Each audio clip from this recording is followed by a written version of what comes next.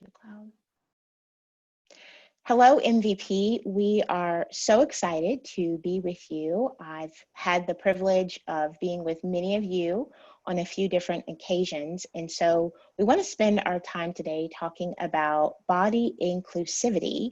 And I am joined by a colleague and a clinician who is a psychologist. And I want to let her introduce herself and kind of take us through some education. And then I'll jump in along the way or towards the end to add some pieces to it or just kind of put it together for all of us when it comes to what this process looks like and connecting it to the yoga community. So Megan, thank you so much for being with us. Thank you, Charryse. I'm so happy to be here. My name is Megan Agee. I would like to thank you for letting me sit with you today and talk about a topic that I'm very passionate about, body inclusivity. My main focus in my professional practice is body image. And I actually have a program called Everybody Needs that is based upon what the research says not only helps heal body dissatisfaction, but actually promotes body positivity. So it looks at the kind of full picture of what body image looks like and what all it includes. And body inclusivity is a big part of that, where instead of thinking of bodies as a specific way of looking or a specific type of looking, we recognize that diversity is actually more of the real picture and more of what health and beauty really are. Mm-hmm. Yeah, good stuff. And so important because I do believe so many people, not even just women, struggle with body dissatisfaction. And we can absolutely get caught up in even using something like our wellness approach or our time on the mat as a way to try and change our bodies, believing that that's going to help us be more satisfied when that's not necessarily the truth. It's not necessarily the truth. In fact, a lot of people will attest to the fact that despite being at a specific weight, the internal doesn't actually change along with the external. Mm-hmm. So when we look at this, it definitely is a deeper and broader issue. Um, and it doesn't come about by random happenstance. These feelings are largely shaped societally. Um, so the first kind of point in my program is awareness is key. And I'm going to kind of go through a little bit of a PowerPoint so that I can kind of keep you on these parts with me as we kind of talk about this.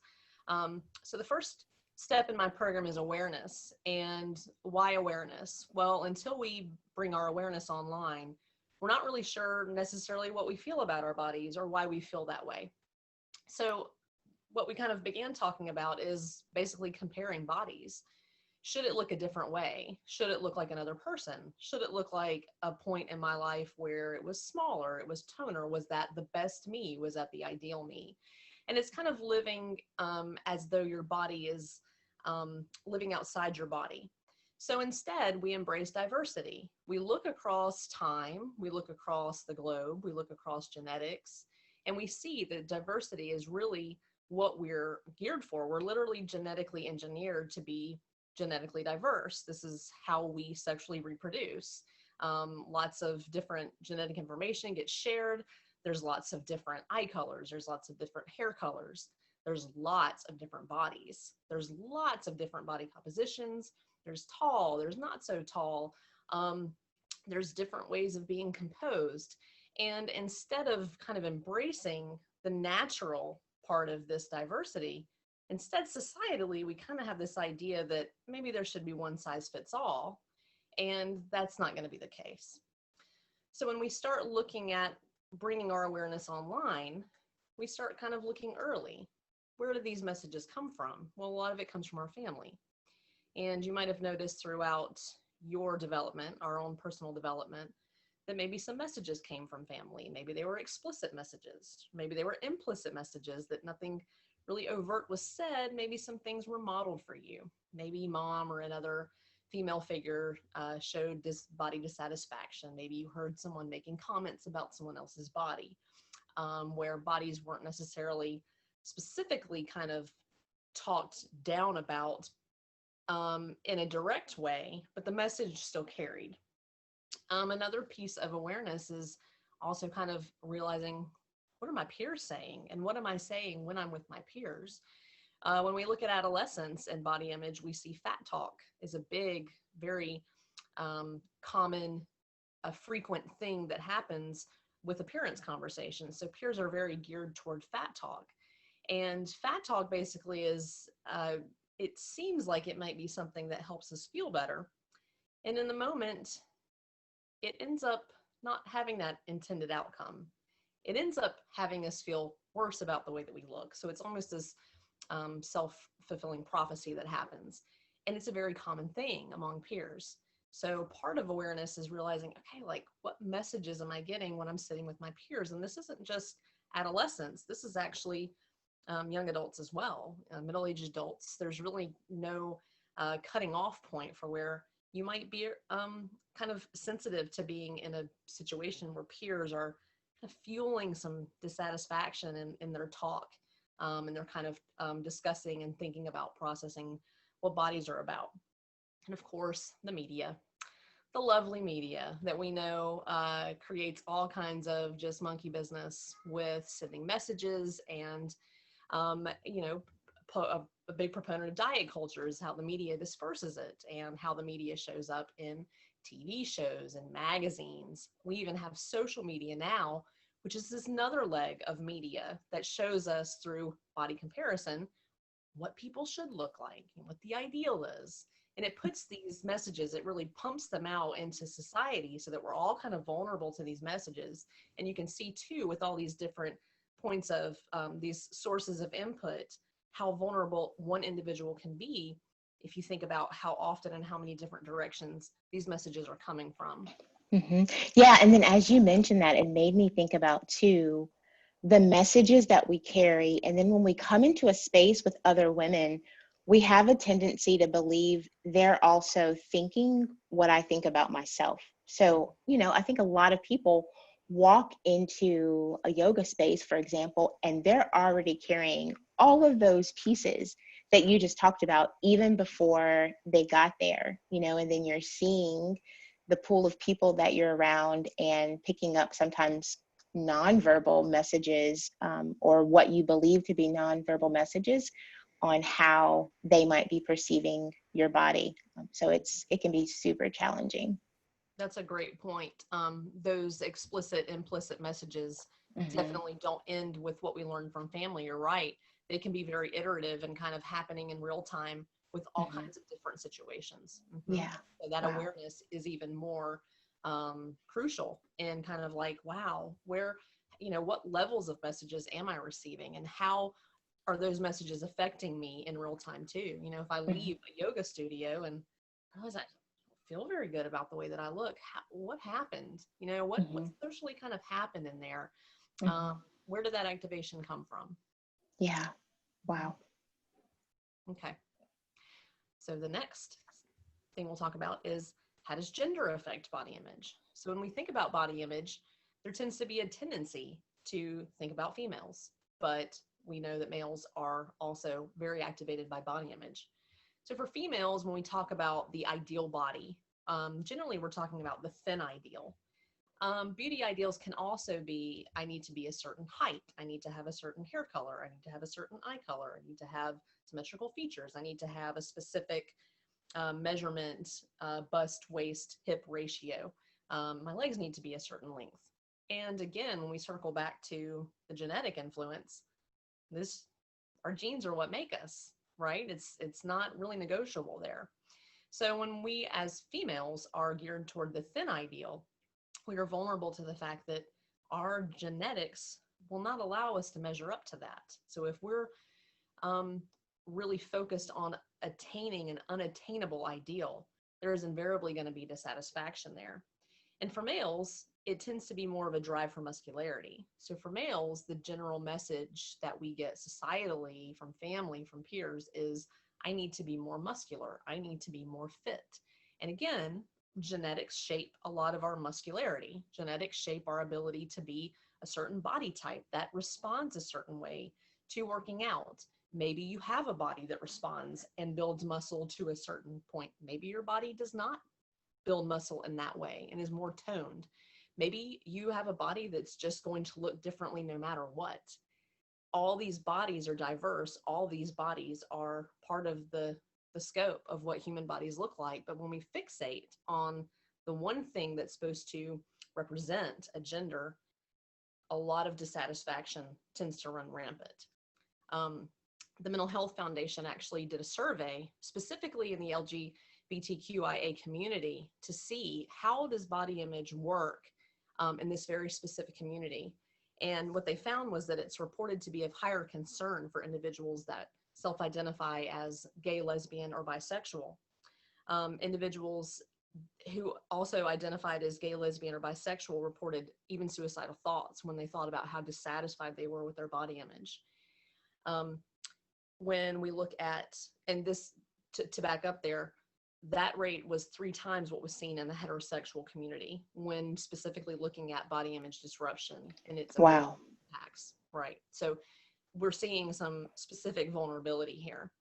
Yeah. So generally speaking, gay men tend to be more significantly bothered by body image disruption than that of straight men. And as a result of that, are at a greater risk for eating disordered symptoms. Lesbian women sometimes report less body satisfaction, but that's not always the case across the board. So we can see specifically within this community that there are definite body image struggles. And when we think about the added vulnerability of feeling maybe out of place in your body, right? Feeling like your body might misrepresent somehow how you feel on the inside. We see this kind of different level, this different dimension of body image activation than what we would typically think of in the body image literature. Yeah, that makes a lot of sense. You have this is not the body that I feel comfortable in or want to be in or believe I should be in. And then if we add that into the yoga space, we're also then asking them to connect to that, right? Something that in many ways can feel scary.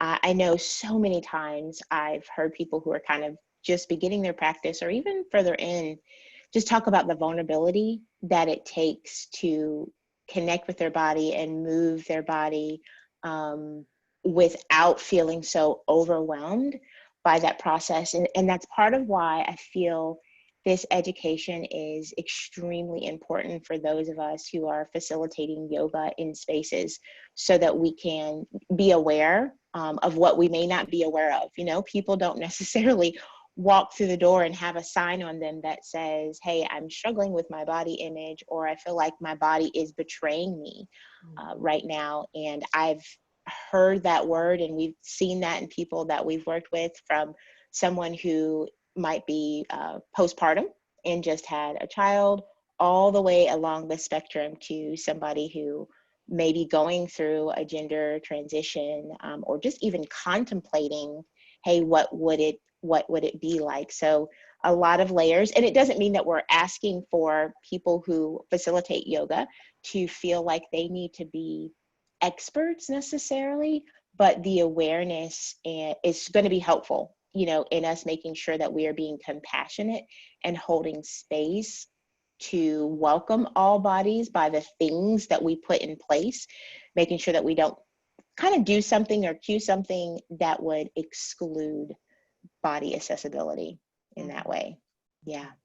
Absolutely. Very well said.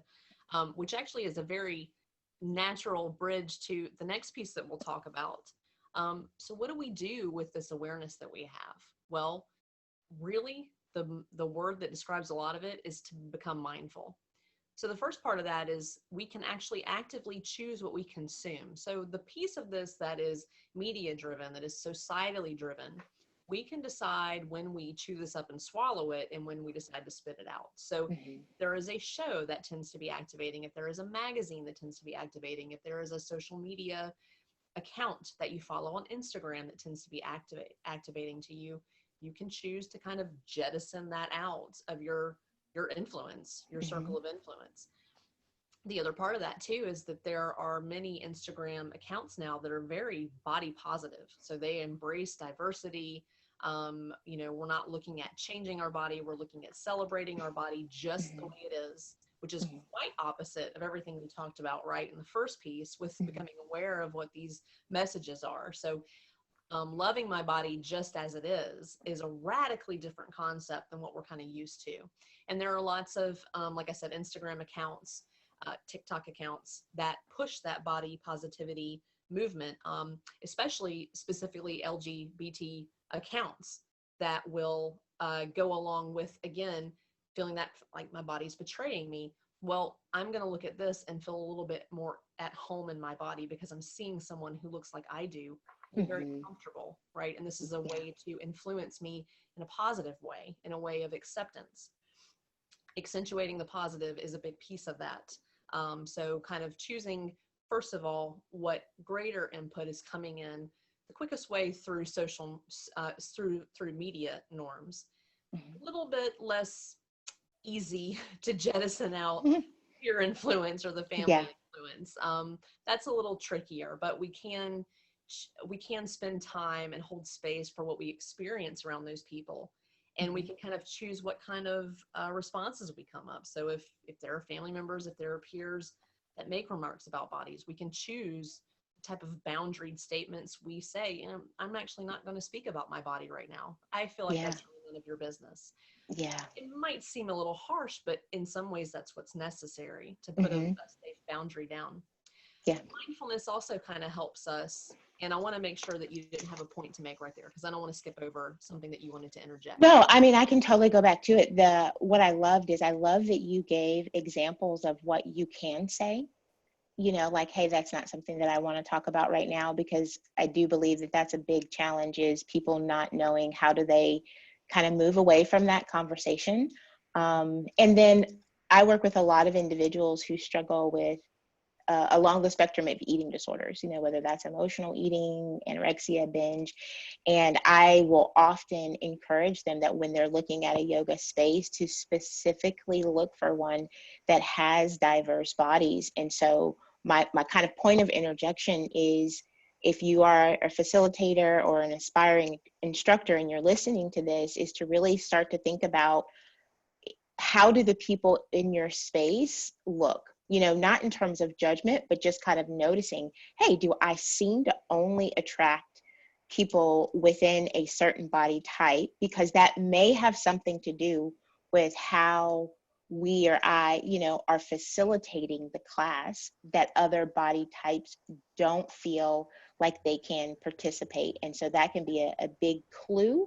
Or if they're in the learning phase, how do you produce that? How do you be intentional about helping make sure, hey, if somebody participates in my class, they're going to have lots of options for what they consume, versus feeling like, oh, this is a buffet, but there's literally only one thing on the menu. So wonderfully said, which is the piece where, yes, we can decide about social media, but yes, now there's this more proximal influence that owners of studios, you're right, teachers can do to take a look around what's actually sitting next to my clients, right? What's actually sitting next to these people? What am I filling my studio with? What kind of messages are being received as people come in for these sessions, for these classes? So yes, that's a wonderful piece to add to what we can do in a proactive sense, and a very active, because that is a very active response to this, is to really take a look at, like, what is physically around in the environment right now. Yeah. So mindfulness itself is a great piece of this too. Yoga puts you in a great spot for the mindful practice. And the mindful practice, as we know as practitioners of mental health, that mindfulness attests to a slew of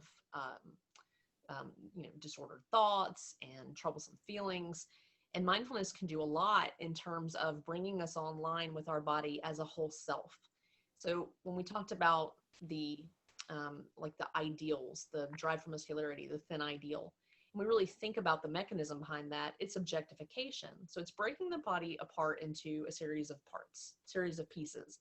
And those pieces are being judged against the ideal, okay, the kind of set standard.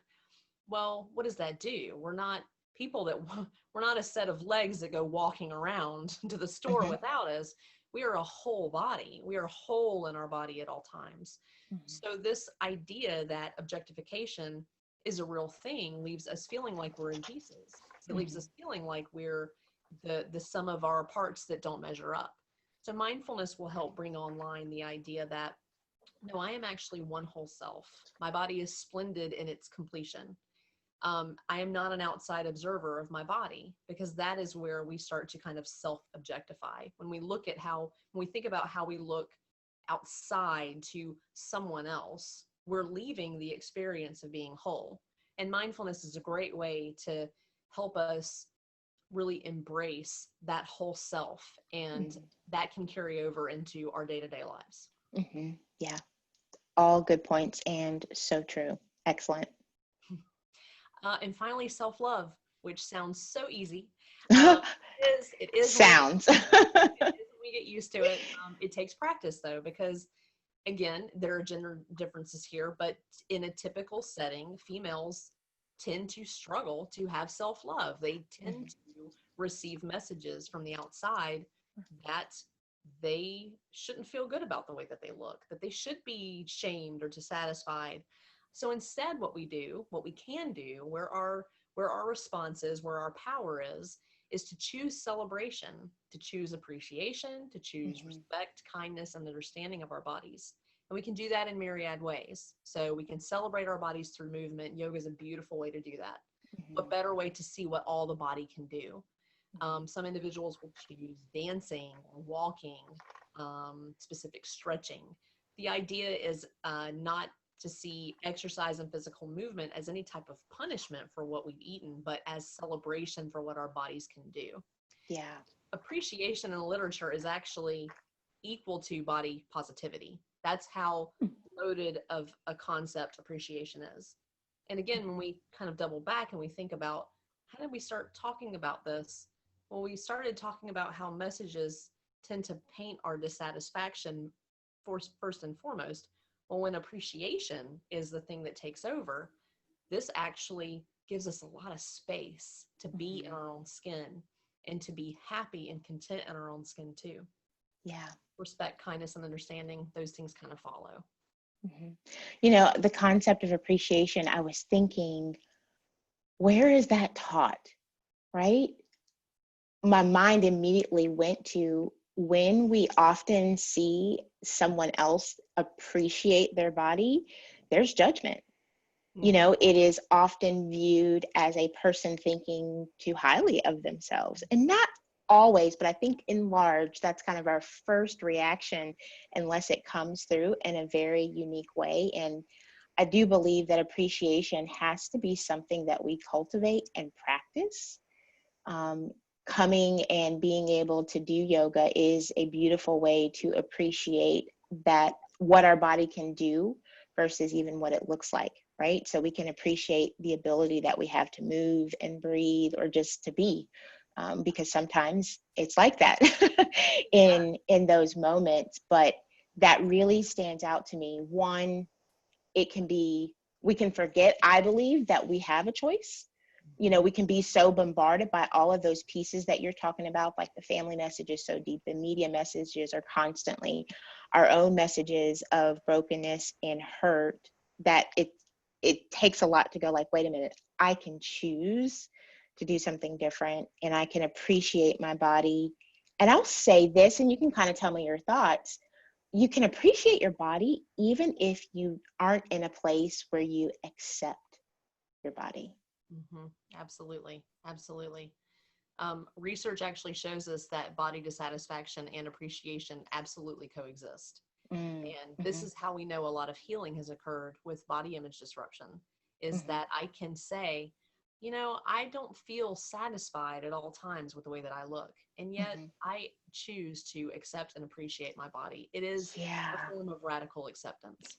Yeah. And I just love that, because I think it's a beautiful balance of going, you don't have to feel like you're going all the way to the other side, or that underlying belief we have, I'll appreciate my body when it looks a certain way, versus while I'm on that journey to love and accept my body, I can still appreciate what it does for me right now.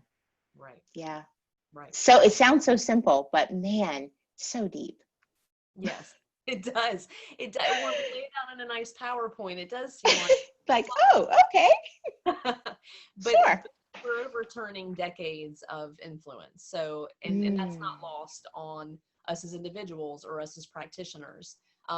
Even those of us that have been doing this on a professional sense, we're not immune either. So, mhm, and I think that's important. An important piece to talk about is just because we know, just because we're aware, doesn't mean mhm. we're somehow, protected by a force field. But Yeah, these things that we do, they really do work. They yeah, really are effective. And that yeah. is the thing to keep in mind, is that when you start this journey, when you adhere to these choices that you make, where you focus on where your empowerment lies, this is how you end up getting to where you want to be. This is how you get to a place where you are whole in your body. Yeah. And I want to jump in and add one other piece, just as a Black woman, just kind of taking a moment to talk about the challenges of also being in an often minority body in a setting, in a yoga setting, and that's another layer that's really important. So you're already coming in with whatever you're carrying.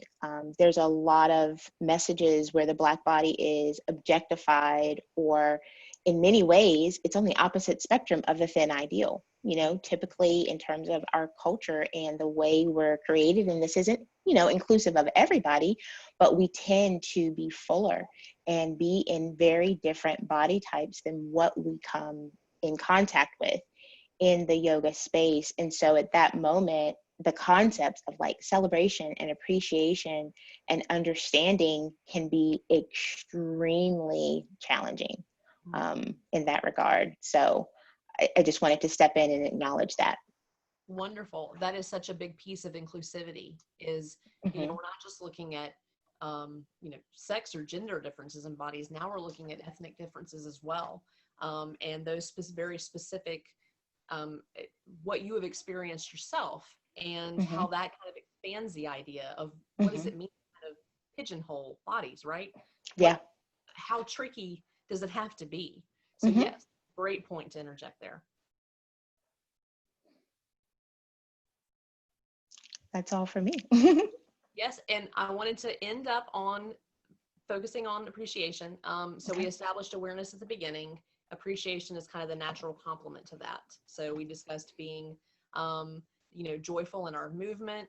We also want to focus on the body as how it functions and how it Hmm. is able to do things. And this is Hmm. again how we end up working down that pathway of body acceptance and body love. Yeah.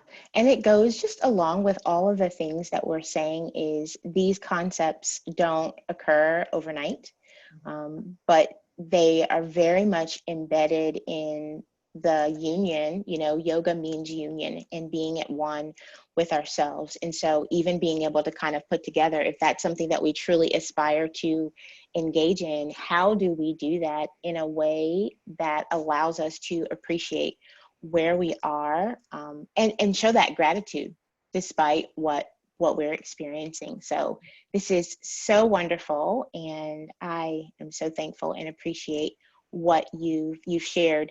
Any kind of final thoughts or anything that we didn't get to that you would want to add? No, I think the piece that you ended on was great. Is that it's a journey, Mm-hmm. and it won't be overnight. But again, little by little we travel far, to quote The Hobbit, Yeah. I believe. Love it. Reference them. Love it, love it, love it. Well, thank you so much, Megan. Appreciate your time and all of your insight. It has been extremely valuable. Thank you, Charryse. Always a pleasure to sit with you. Thanks. Bye.